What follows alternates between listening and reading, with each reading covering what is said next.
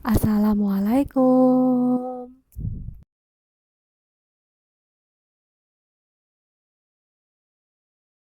Terima kasih kepada dosen pragmatik Irwan Siagian, MPD. Nama saya Delia Nurhapsari dari kelas R7B. Pembahasan di pragmatik kali ini mengenai maksim kuantitas dan maksim kualitas.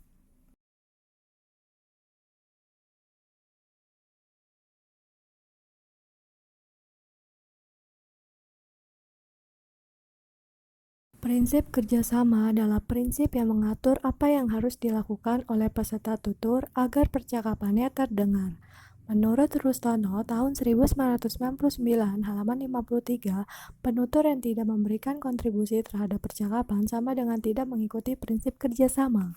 Grace dalam Wijana dan Romadi tahun 2008 halaman 42 mengatakan bahwa dalam melaksanakan prinsip kerjasama, setiap penutur harus mematuhi 4 maksim percakapan, yaitu yang pertama maksim kuantitas atau maksim of quantity, yang kedua maksim kualitas atau maksim of quality, yang ketiga maksim relevan atau maksim of relevance, dan keempat maksim pelaksanaan atau maksim of manner.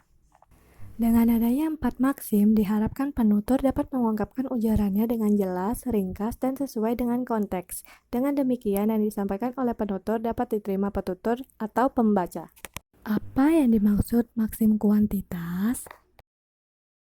Maksim kuantitas. Maksim adalah suatu prinsip yang harus dipahami oleh dua belah pihak penutur dan pendengar saat berkomunikasi supaya proses komunikasi dapat berjalan dengan baik. Maksim kuantitas menghendaki setiap peserta petuturan memberikan kontribusi yang secukupnya atau sebanyak yang dibutuhkan oleh lawan bicara atau pembicara dan memberikan informasi yang cukup, relatif, dan seinformatif mungkin. Maksim juga disebut sebagai bentuk pragmatik berdasarkan prinsip kerjasama dan prinsip kesopanan. Prinsip-prinsip itu secara lengkap dituangkan dalam prinsip kerjasama Grace dalam Chadis tahun 2019 halaman 46. Jadi, dapat dikatakan maksim kuantitas agar peserta petuturan memberikan kontribusi secukupnya atau sebanyak yang dibutuhkan oleh petutur. Contoh yang sesuai. A. Apakah Anda sudah mengerjakan tugas? B. Sudah. Contoh yang tidak sesuai. A. Apakah Anda sudah mengerjakan tugas? B. Belum. Kemarin saya berlibur di rumah nenek di Jogja. Sampai di rumah sudah larut sehingga tidak sempat untuk mengerjakan tugas.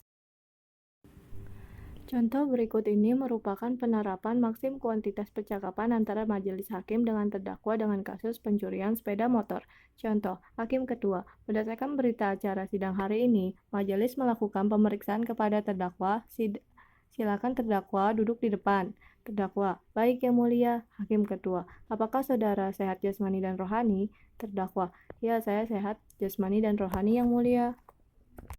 Contoh di atas merupakan percakapan antara hakim dan terdakwa yang sudah memenuhi maksim kuantitas, karena terdakwa memberikan kontribusi secukupnya atau sebanyak yang dibutuhkan oleh penutur. Contoh, Hakim Ketua, apakah saudara siap memberikan keterangan? Terdakwa, ya saya siap tetapi masih ragu karena saya masih menjadi DPO. Hakim Ketua, apakah saudara kenal dengan korban? Terdakwa, ya saya kenal yang mulia. Contoh di atas yang dicetak miring dan tebal merupakan jawaban terdakwa yang tidak menemui maksim kuantitas, karena terdakwa menjawab bukan secukupnya, melainkan melebihi yang dibutuhkan oleh penutur. Contoh selanjutnya. A. Orang buta itu tukang pijat. B. Orang yang matanya tidak bisa melihat itu tukang pijat. Jadi dapat dikatakan bahwa kalimat A adalah termasuk kalimat kuantitas. Yang B adalah tidak termasuk karena berlebihan. Apa yang dimaksud maksim kualitas? Maksim kualitas. Maksim kualitas mewajibkan setiap peserta percakapan mengatakan sesuatu yang nyata dan sesuai dengan fakta sebenarnya. Kontribusi peserta percakapan hendaknya didasarkan pada bukti-bukti yang menandai. Apabila pada prinsip ini, jangan pernah mengatakan sesuatu yang diyakini bahwa itu kurang benar atau tidak benar.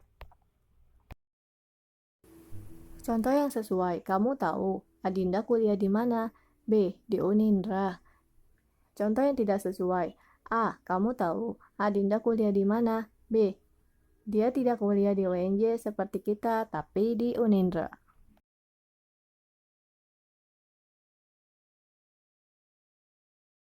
Maksim kualitas adalah penyajian informasi secara benar, nyata, dan sesuai fakta yang sebenarnya. Dengan kata lain, baik penutur maupun lawan tutur tidak mengatakan apa-apa yang dianggap salah, dan setiap kontribusi percakapan hendaknya didukung oleh bukti yang memadai.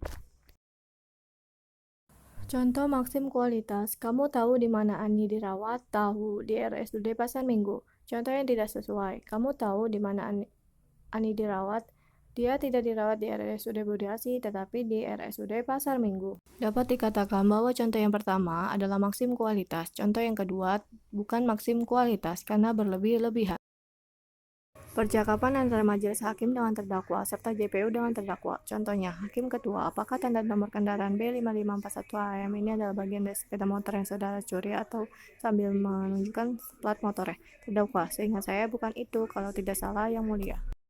Contoh di atas yang dicetak miring dan tebal merupakan jawaban terdakwa yang tidak memenuhi unsur maksim kualitas, karena terdakwa tidak memberikan kontribusi yang benar dan tidak meyakinkan petutur. Contoh selanjutnya, Hakim Ketua, Saudara Jaksa Penuntut Umum, apakah ada yang akan saudara tanyakan kepada terdakwa? JPU, ada yang mulia, saudara terdakwa. Apakah benar saudara yang melakukan pencurian? Terdakwa, benar Pak. Contoh di atas merupakan jawaban terdakwa yang sudah memenuhi unsur maksim kualitas, karena penutur memberikan jawaban yang benar berdasarkan fakta, bukan asumsi. Sudah paham? Kesimpulannya, maksim kuantitas dan maksim kualitas dalam sebuah percakapan harus didukung oleh fakta atau kebenaran, logis, dan dapat dipahami oleh penutur dan lawan tutur dalam pembicaraan. Sekian pembahasan materi tentang maksim kuantitas dan maksim kualitas.